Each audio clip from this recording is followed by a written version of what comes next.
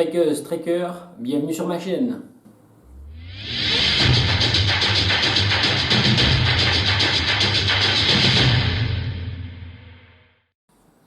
Trekkeuses, trekkers, bonjour, bienvenue pour cette nouvelle vidéo consacrée au matelas.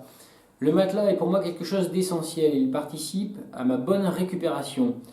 En effet, lors de treks sur plusieurs jours, la fatigue s'accumule, le corps prend un peu cher et récupérer est essentiel. Le matelas et le sac de couchage sont pour moi vraiment deux postes très importants. Le sac de couchage, j'en ai fait une vidéo, je vous la remets en lien. Mais le matelas, voilà, je voulais en faire une vidéo depuis un petit moment, et voilà qui sera chose faite. Alors j'ai testé plusieurs types de matelas avant de partir en randonnée. J'ai imaginé qu'un 3/4 me suffirait largement. Donc j'ai testé un 3/4 de chez Decathlon qui faisait 1 cm d'épaisseur. Bon, j'ai vite arrêté, vraiment c'était pour moi très inconfortable.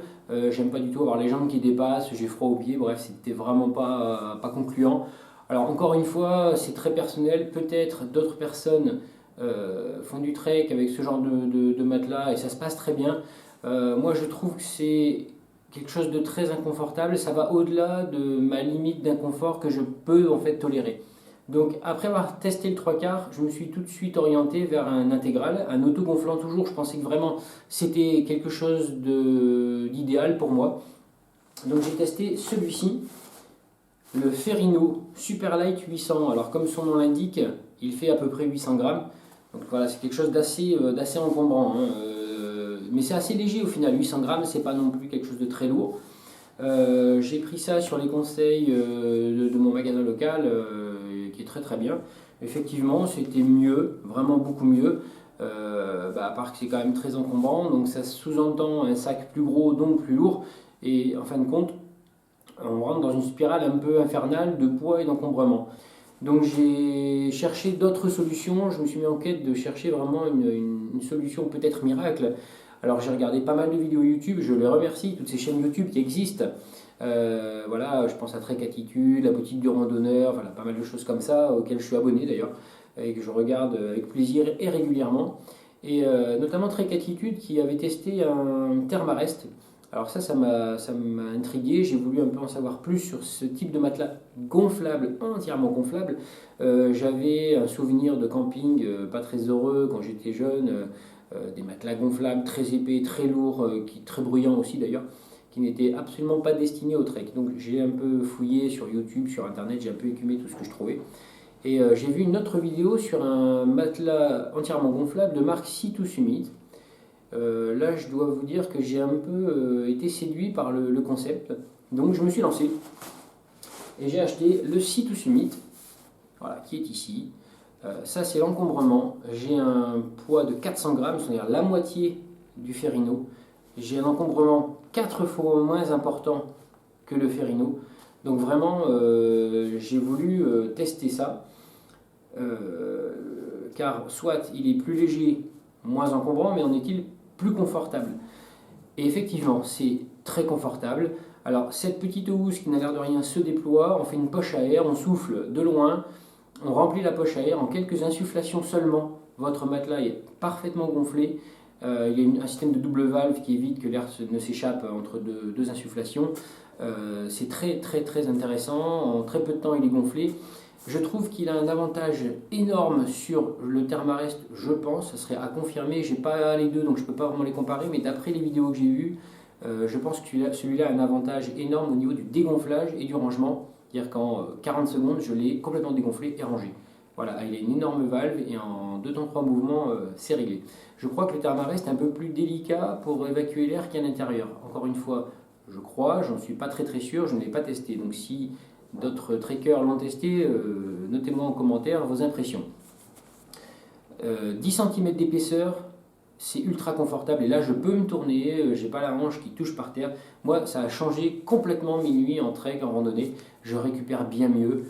C'est vraiment le matelas pour moi idéal. Alors j'avais une petite appréhension aussi concernant les crevaisons, parce que j'avais vu pas mal de vidéos à ce sujet-là. Il est livré avec un pack anti-crevaison, les petites rustines, etc. à la colle. Je n'ai pas eu encore à m'en servir. Pour l'instant, il résiste très très bien. Donc vraiment, j'en suis vraiment parfaitement satisfait. Ensuite, je me suis permis un petit confort en achetant ce petit oreiller qui va avec. Alors c'est 64 grammes. Alors encore une fois, voilà, c'est quelque chose qui pour moi est très personnel. C'est qu'est-ce qu'on veut emporter, comment on veut se charger et jusqu'où on peut se charger, quel est le poids qu'on accepte de porter pour le confort que l'on veut avoir. C'est vraiment un équilibre entre le poids et le confort. Il y a des gens qui dorment avec un tapis de sol, quasiment à même le sol, du coup juste avec un tapis en mousse, ça leur va très très bien, donc c'est très très bien. Moi c'est quelque chose que je ne veux pas faire, j'ai testé, ça ne me plaît pas du tout, je dors mal, donc ça n'a aucun intérêt pour moi. Voilà, donc ce petit oreiller, ben, voilà, c'est un petit confort supplémentaire. Il se scratch sur le matelas, ce qui fait qu'il ne s'en va pas pendant la nuit, il ne se balade pas, donc ça le maintient juste, hein, c'est pas quelque chose de très fort, mais ça permet juste qu'il ne se balade pas pendant la nuit. Donc j'ai le sac de couchage qui se pose sur l'oreiller et ça ne bouge pas de la nuit, c'est vraiment très très très confortable. Moi j'en suis devenu fan, mais vraiment fan absolu. Cet oreiller là est gainé et garni de plumes, donc c'est vraiment très doux au confort aussi, c'est vraiment un confort incroyable. Moi j'ai vraiment adoré ce combo là aussi. Matelas Sea2 Summit et l'oreiller qui va avec. Alors il y a d'autres oreillers, c'est pas donné à cette petite bête là, je crois que c'est 1 € le gramme, hein, grosso modo, j'ai dû payer 50 ou 60 € l'oreiller, je l'ai plus en tête mais je crois que c'est à peu près ça. Donc effectivement c'est quelque chose d'assez onéreux. Moi je ne regrette absolument pas cet investissement, que ce soit le matelas et l'oreiller. Vraiment, depuis, je dors bien, je n'ai plus de problème au cervical le matin quand je me lève, c'est quelque chose que j'avais régulièrement. Donc ça, c'est réglé. Je pars beaucoup plus tranquillement le matin, je sais que j'ai bien dormi, j'ai bien récupéré, et je peux me relancer dans une deuxième, troisième, quatrième journée sans être complètement éclaté.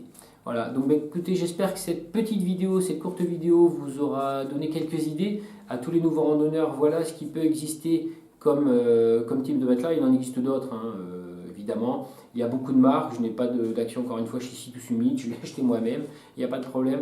Voilà, je sais que Thermarest en fait pas mal du tout, j'ai pas testé, donc je peux même pas les comparer entre le Thermarest et le Sea2 Summit. Si quelqu'un l'a fait, qu'il nous donne peut-être ses impressions, moi je suis preneur de ça aussi. Voilà, écoutez, je vous donne rendez-vous dans une prochaine vidéo et j'espère qu'elle vous sera utile et à très bientôt.